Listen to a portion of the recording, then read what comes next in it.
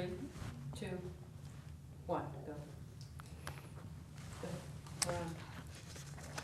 Okay, Mrs. Velsar, we're going to just start out with some introducing you to the camera people right now. So why don't you tell us your name and the year you were born? My name is Louise Velsar, V-E-L-S-O-R, and I was born September 24th, 1923. Wow.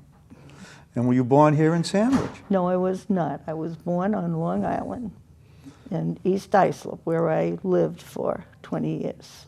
And how did it come to that you came to Sandwich? What happened to bring you here? Well, I met a man from the next town, and we became good friends, and we kind of went our separate ways, and the next thing you know, he had joined the Coast Guard. This is before World War II. Okay. And then we seemed to get together again at social functions. And we started going together again, and the next thing you know, he was going to be coming to Sandwich from where he had been stationed on Long Island, and said, would you like to get married? And I said, well, you'll have to ask my mom and dad. And he did. And that's how I came. And you got married in Long Island? Yes, we did. And then you came up here? Came here, yes. And And stayed now ever what year since. was that you arrived here? 1942. Okay. Yeah. And you arrived and you're recently married. And where did you live? And what did Sandwich look like when you first arrived? When I arrived, because everything was new to me, but the thing that impressed me the most, we stayed at a, well, I guess you'd call it bed and breakfast today. This lady was an elderly lady, and her daughter lived with her, who had not been married. And they ran their home, and it was diagonally across from the Daniel Webster. And we had a room there, and I became kind of, sort of, their granddaughter. Okay. And I almost had the run of the house, just like I was at home, really. And that building's still there today, right? Yes, it is. Those are the two white buildings on Main Street? Yes. As a matter of fact, when I came and lived there, the house was divided. One half these people, the mother and daughter lived in, and the other side was a not very nice lady lived. Okay. Mrs. Clark, and she was not very nice, but she didn't bother us, really. Okay. And that's how I came to, well, my husband, through someone that he knew, said, I think you can get a room there. And it was someone from Sandwich, and a younger person, and sure enough, she said, yes, okay, we'll try it. Now, this is World War II. Were you and your husband living in that room, or was your husband in the barracks down at the Coast Guard station? He lived on board the boat that he was on. Small boat. He did not live at the Coast Guard station at all. No. As a matter of fact, they had their meals on the boat also. Somebody was the cook. Okay. And they lived on the boat.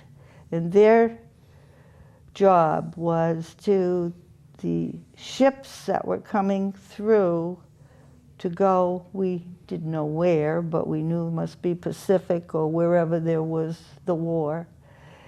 And he and his crew had to take these men either put them on the ships or take them off, depending on which way they were going. When they were going out of the canal into the ocean by where Horizons is now, it was something to see. Those older men who were the pilots had to climb on those rope ladders to go all the way up to the top of those ships. Wow. But in Sandwich, they were coming down because they had boarded them in Buzzards Bay. Oh. Someone was there, the Coast Guard, taking them. And that was the job of the men on board these little boats. And they had, I have to admit, my husband would come home occasionally. He had sometimes weekends off the nights. And he'd say, I don't know how so-and-so made it up there today. It was so rough. Oh, But he said, we never had anybody fall in the canal. That was all. and they were assembling. Were they assembling convoys? Yes, So exactly. all go out together. The convoys were a sight to see. I think I mentioned to you, the lady where I lived was very kind to me. And so we would get our lunch together. Oh, I didn't, she did. And she'd make sandwiches for each one of us and take a bottle of something to drink, water or maybe orange juice or something that we could have to drink. And we'd walk to the boardwalk. And then we'd sit and we'd watch. And it was really, as I think back today, a sight. I'm sorry to say I would not want to see it today, knowing where they were all going. Mm-hmm. But it was something to see. Every ship was camouflaged. And they knew exactly where they were to go in the position. And until everyone was there, they just stayed right where they were supposed to be. And then all of a sudden, I guess the word would be go. And everyone you would see very quietly taking off and staying in the same order that they had come in and were out there waiting. Wow. It was a sight to see. I think back today. I'm sorry I saw it, really. Yeah. And did you tell me once that that practice of allowing citizens to go down to watch had ended sometime during the war? Yes, it did. I assume, I'm only assuming this, because when the Coast Guard, we had Coast Guard patrol on the beach, they would come and they looked through everything. So we took very little as far as bags were concerned with our lunch. But they even unfolded our lunches to see what was in the sandwiches. Wow. Wow. Which makes sense, really. Security then as Yes, it is today? but then I would say it was getting toward the end of that summer. And they came one day and said, we never had cameras, which of course they confiscated anybody if they came down and had a camera. You didn't get it back either. They were sorry. They were very polite, but they were very sorry we could not come and sit on the beach any longer. Mm-hmm. And I'm sure it was getting because the war was getting worse and worse. Security reasons. Security was getting very, very strict. Now, you told me when we had chatted earlier that when you lived in that, had your apartment on Main Street, that you actually had volunteered and were ending up in the library in the basement. Tell us about that. You know, I wish I could remember whom we were working under. I mean, who had set this up. I do not know, because I was asked by the lady where we stayed. She said, would you be willing? We're looking for people to work day shifts, not nights. The older men worked the night shifts. But the women, we need women, because there were not too many women that would want to volunteer, I'm sure. So I said, well, what do I have to do? And she said, sit at a desk, answer a telephone, and if you get the alarm, you just push a button, and that's all you have to do. And what were they, why were they going to call you? It was to do with the Germans coming, if they were approaching, which we always were afraid of or heard rumors that the Germans could attack. Mm-hmm. And so I said, I'll try it, which I did. But I guess if you have been downstairs at the library now, it's entirely different than what it was when we went there. It was a spooky, dark place with little lights, you know, as you would have in your basement. That's all you had. And to read by, you had one little lamp if you wanted to read. I spent usually 2 or 3 hours on my shift, which was fine. I mean, I didn't mind. You could take a book, a magazine, or whatever, but you had to stay right there. You could not get up. I mean, and walk around and look around and whatever. You had to stay right there. Did you ever receive a telephone call? Well, once in a while you would receive a phone call, but it was to say, you're working A-OK. And yes, I am working A-OK. Push the button, please. And you could understand what they were doing. Okay. They were testing to see if things were working. Yeah. But you never had to press the alarm No, button? I never did, and I don't believe we ever did, to be honest. But it was something to do, and to me, it was, I guess, I was helping.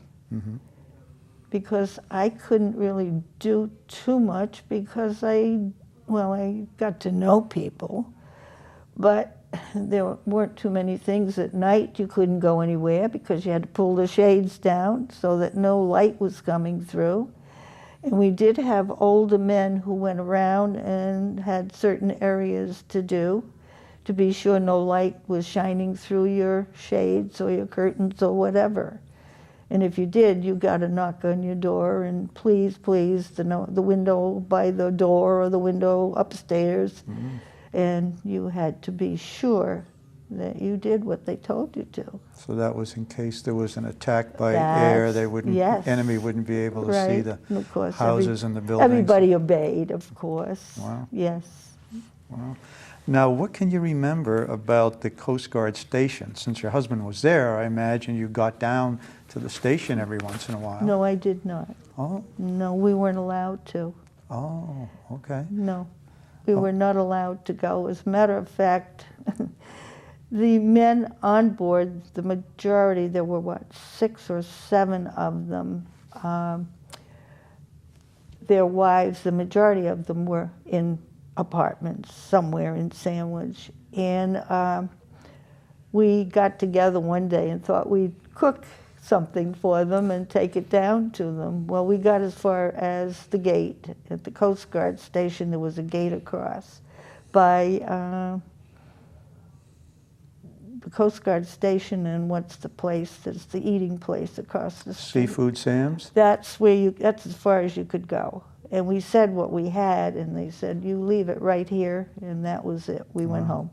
So you were all young wives at the time, trying to help your husbands. Right. We thought we'd give them a nice meal that somebody didn't have to cook themselves. I'm sorry, I don't know where it ever went. Maybe it went in the Coast Guard station. I don't know.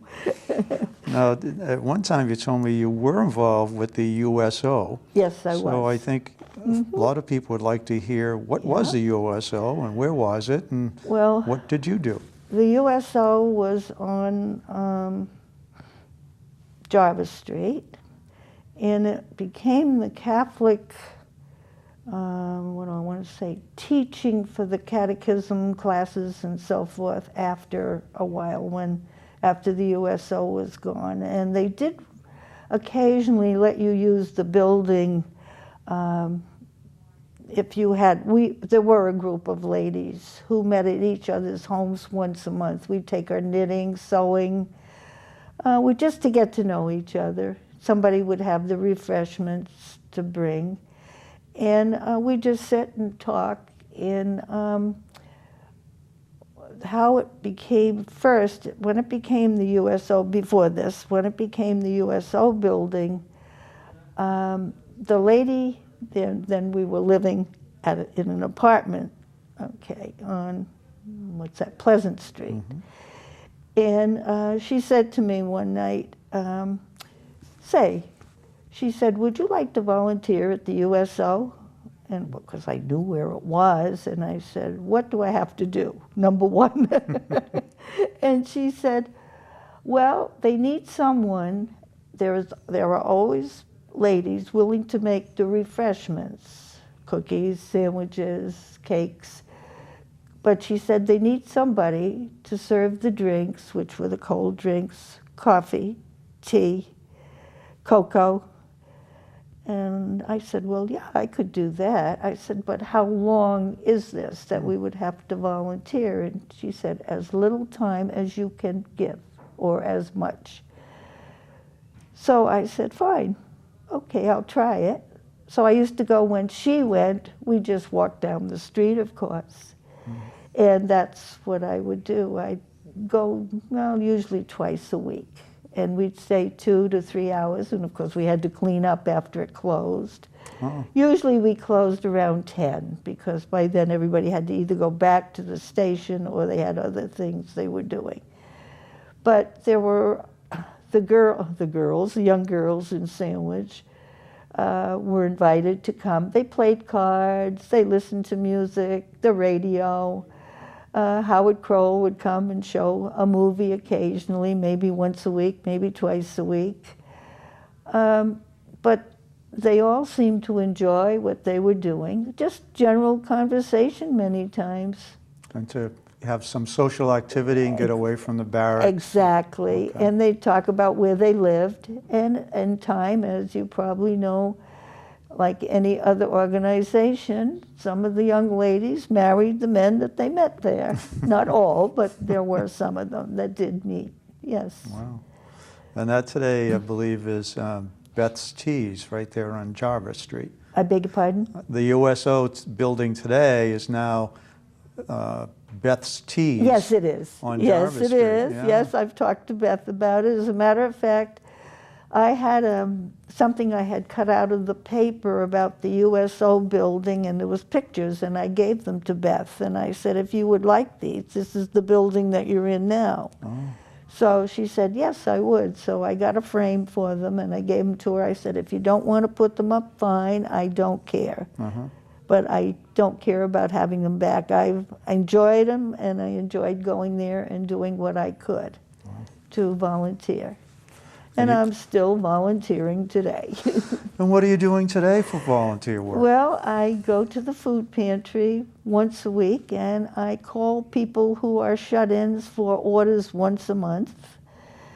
And I go over to Heritage Nursing Home, and I volunteer over there. I do not visit anyone unless it's someone I do know that's there. But otherwise, we have birthday parties for all the residents there once a month, and in the summertime, we have cookouts for them, and I love to do that. So you've had a history of 60 years of volunteering. So I enjoy, and I do enjoy, Excellent. really, the volunteering. I really do. There are some people who say, how can you stand to go over to a nursing home and see all these people that are there? Not all, but some. I have made good friends. Wow. And I see them going downhill, and someday I probably will be one of them. Well, I'm going to bring you back to World War II here in the 1940s in Sandwich. And tell me how, as a young housewife, and you're a young mom, I think, at this time. Yes, I was. How you coped with day-to-day living, where you go shopping and how the shopping experience was, and things of that nature. Okay, first of all, I'm going to tell you about the post office. I thought that was always fun. This is how I met a lot of young people, older people in the Sandwich. Usually the mail came in around 6:30 on the train from Boston or wherever, I guess. I never did ask. And the train would stop at The train would stop, and a lady would go down, get the mail, that was her job, bring it to the post office. The two ladies that worked at the post office would sort the mail that came in, open the doors, and we could all go in and get our mail. And of course, if you had a boyfriend or a husband who was not living in Sandwich any longer, but was serving overseas or wherever he could be stationed, were looking for letters, which I can't say I blame them. And so that's how I met a lot of people to start with, is talking to people. Okay.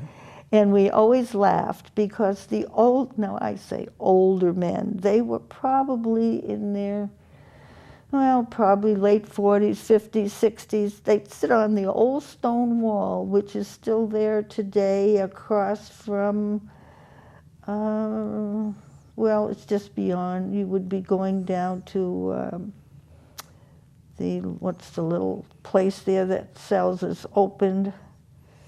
Down on, we're talking about Jarvis Street? Yes. And the post office was in the, which present day is an apartment building across the street from Yes. Beth's Teas and Yes. that area. Right. Okay. And they would sit on the wall and they just enjoyed watching everybody and speaking to you and what's new in town today. The thing that really impressed me the most about my being new and a young person coming to Sandwich, I would go and walk to the store or to the mail when I first came to Sandwich. Practically everyone I met would stop and say, I am Mr. So-and-so, or I'm Mrs. So-and-so, or I'm so-and-so. Where are you living? Is your husband in the service? First question. And I would say, yes, I'm living at Mrs. Hoxie's, which is where we did. When we first came to see him, oh, yes, I know her. She's a very nice lady. Then they'd start telling you where they lived. Oh. And that was how I met many, many people, many people. As a matter of fact, I even met people who were stationed elsewhere and were older and came home for their visit, as per usual, when they had time off. And that's the way I met many, many people. Mm-hmm. The next day you would go and you'd see those, maybe not the same ones, but sometimes yes, and you'd meet others. And you would shake hands again with them. Good morning, how are you today? It was really fun. Wow. I enjoyed it. I really did.